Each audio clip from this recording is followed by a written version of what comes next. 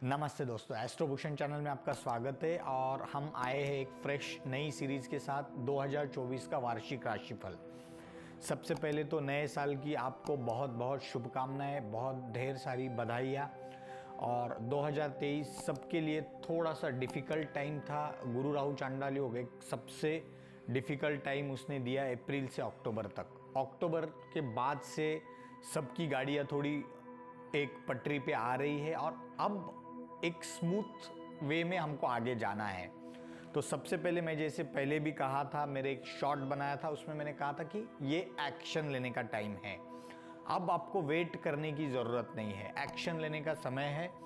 और हम यहाँ पे ये जो सीरीज़ कर रहे हैं, इसमें 4 मेजर प्लैनेट्स के ऊपर से हम बात करने वाले हैं, शनि, गुरु, राहु, केतु। तो ये 4 प्लैनेट्स के ऊपर हम बात करने वाले हैं और उसके बाद में मैं ट्राई करूँगा कि आपको मंथली प्रिडिक्शन भी दिया जाए, ताकि उसमें अदर प्लैनेट्स के भी पोजीशन के हिसाब से आपको सब कुछ समझ में आए, देखने को मिले। अब हम बात करेंगे मेष और वृषभ का। इस वीडियो में मेष और वृषभ की हम बात करने वाले हैं। तो यहाँ पे मैंने मेष और वृषभ की 2 राशियों की कुंडली बनाई है।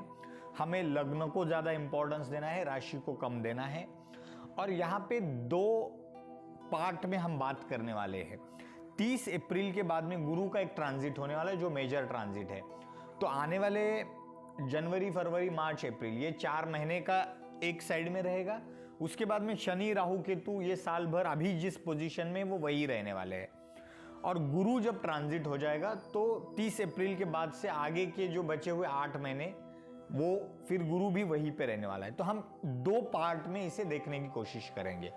तो सबसे पहले हम बात करते हैं मेष के लिए 1 जनवरी से लेकर 30 अप्रैल का, इस टाइम फ्रेम की अगर हम बात करते हैं तो गुरु जो है वो अभी फर्स्ट हाउस में चल रहे हैं, शनि जो है वो 11th हाउस में चल रहे हैं, राहु जो है वो द्वादश भाव में चल रहा है और केतु जो है यहाँ पे 6ठे भाव में चल रहे हैं।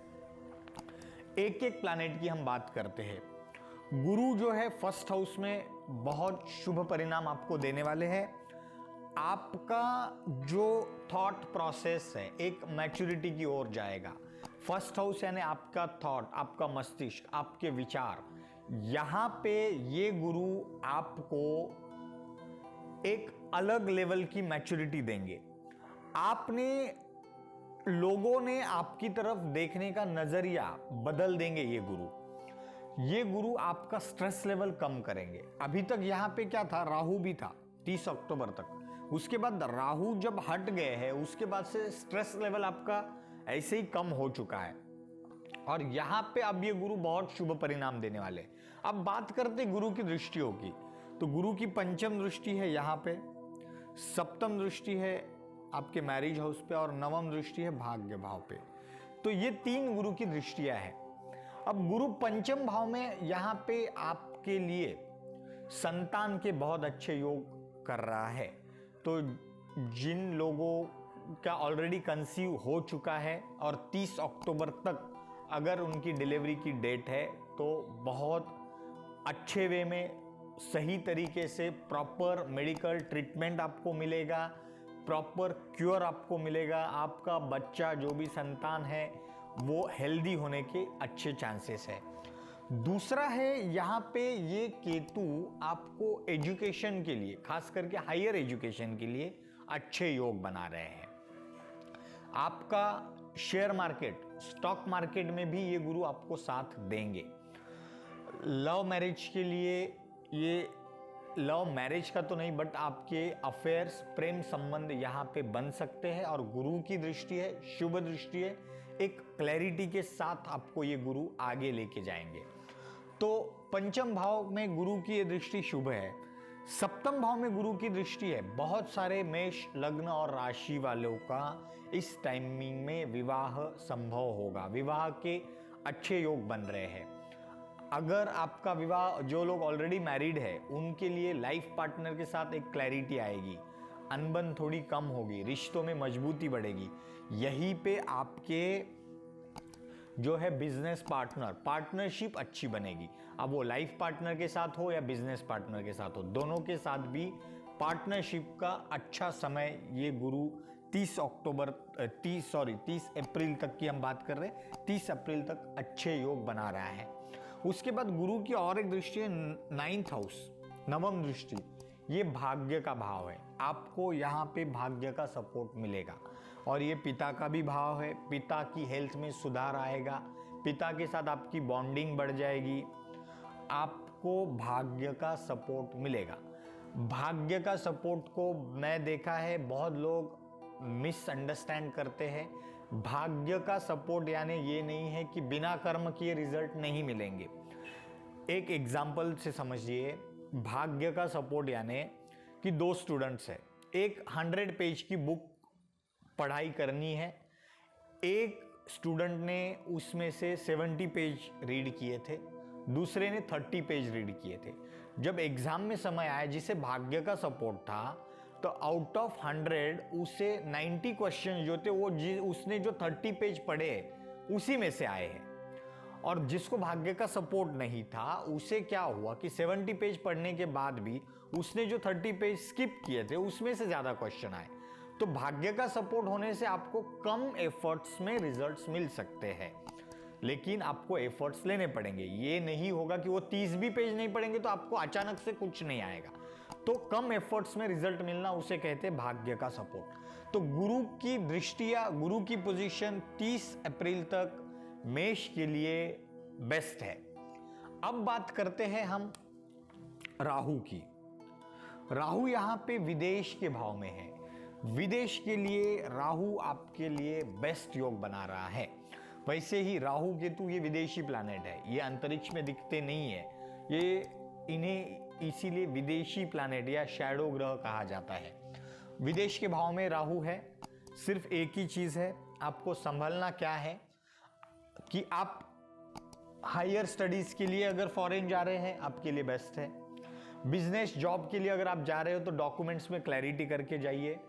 आप जो सोच के जा रहे हैं उसमें कोई गलती हो सकती है, बिकॉज वो राहु है। आप सोच के जा रहे हो कि मुझे वहां जाने के बाद ऐसा जॉब मिलेगा, परख के जाइए, 4 लोगों से बात करके जाइए कि वो आपका जो थॉट प्रोसेस है वो सही है या नहीं है। अदरवाइज राहु क्या है ना, वो एक डाइवर्जन है, वो स्पीड, क्योंकि गुरु से आपको स्पीड आ रही है, फर्स्ट हाउस पे गुरु है वो और राहु से डाइवर्जन है, तो स्पीड और डाइवर्जन ये दोनों का मिलाप आपको करना आना चाहिए, वो थोड़ा देख लेना।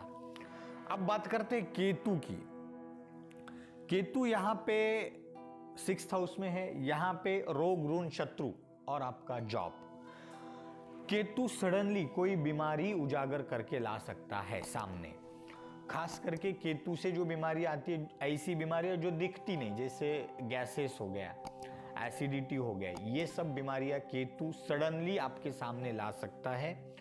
थोड़ा मतलब सिवियरिटी थोड़ी रह सकती है, थोड़ा सा संभल के आगे जाना है। यहाँ पे केतु आपको कर्जे में डाल सकता है, तो सबसे बड़ी रेमेडी है कर्जा लेना नहीं है, कोई भी हाल में आपको कर्जा नहीं लेना है। जॉब के स्थान पे केतु का रहना आपके लिए सही नहीं है। उसका रीजन ये है कि केतु एक इल्यूजन है, सब कुछ सही चल रहा होगा फिर भी आप नई जॉब की तलाश में जा सकते हैं, वो आपको करना नहीं है। नई जॉब आपको अभी चेंज नहीं करनी है, उसका मैं बाद में बताऊंगा। 30 अप्रैल के बाद जब गुरु की दृष्टि आएगी तब आप भले ही जा सकते हो, बट अभी जॉब जो चल रहा है उसे आगे चलाइए, उसे कंटिन्यू कीजिए। उसके बाद बात करते हैं हम शनि की।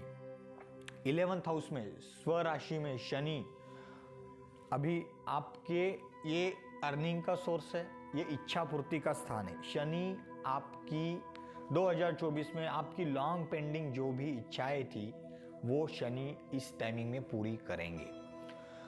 अब आपको वो अपॉर्चुनिटी को एनकैश करना है। कोई भी आपकी जो हॉबी थी, आपका जो पैशन था, आपका जो भी इच्छाएं अधूरी रही है, शनि इस टाइमिंग में आपकी वो इच्छाएं पूरी करेगा। बट बिना मेहनत का कुछ नहीं होगा, मेहनत आपको शनि करवाएगा, आपको करनी पड़ेगी। अब शनि की दृष्टियों की बात करते हैं। शनि की एक दृष्टि जो है वो 1st हाउस पे है, तीसरी दृष्टि 1st हाउस पे, यहां पे शनि की नीच दृष्टि है।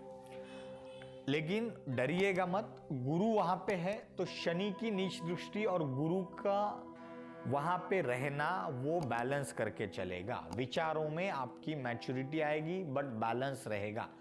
शनि वहां पे ज्यादा कोई डैमेज नहीं कर पाएंगे।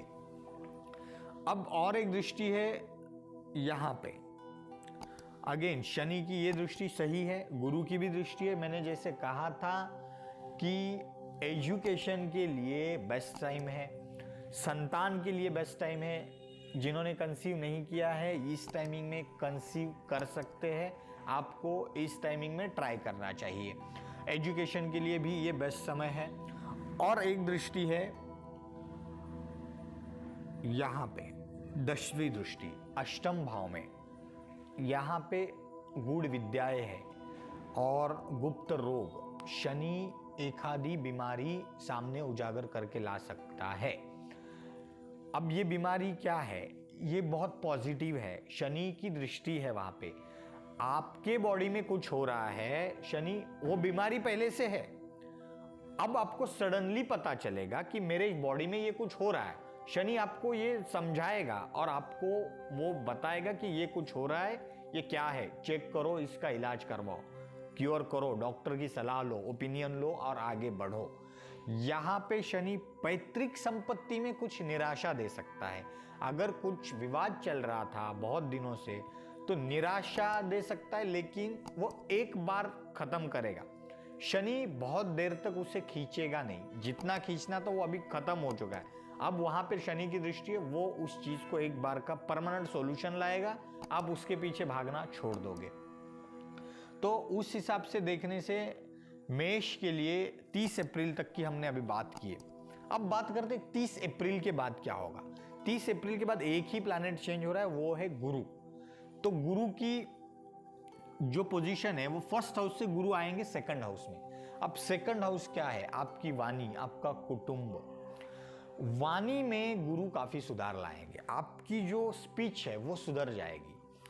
लोग आपसे, स्पीच सुधरेगी यानी क्या, लोग आपकी बातों को जानना चाहेंगे, लोग आपको सुनना चाहेंगे, लोगों को आप इन्फ्लुएंस कर पाओगे। ये सेविंग्स का भी स्थान है, गुरु अच्छे सेविंग्स करेगा। आपके इन्वेस्टमेंट लॉन्ग टर्म के लिए कीजिए, बेस्ट रिजल्ट्स देगा। आपके कुटुंब में यहां पे वृद्धि हो सकती है, किसी की घर में शादी हो सकती है, उससे एक मेंबर अपने घर में आ सकता है। संतान हो सकती है, उससे भी मेंबर वृद्धि, कुटुंब में ये गुरु वृद्धि करेगा। सेविंग्स के लिए हमने बात कर लिया है। अब गुरु की दृष्टि की बात करते हैं। 1 2 3 4 5, एक दृष्टि यहाँ पे रहेगी, एक 6 7 यहाँ पे रहेगी, 8 9। अभी यहाँ पे मैंने जो कहा था कि केतु वहां पे है आपके जॉब के स्थान पे। अब वहां पे गुरु की दृष्टि जब आएगी तो आपके जॉब को केतु जो है वो एक सुरक्षा कवच देंगे। केतु वहां पे आपको जो भी जॉब में जो हर्डल्स है उसमें केतु की जो भी निगेटिविटी है उसको गुरु कवर करेंगे और उसके बाद आपका जॉब बच जाएगा।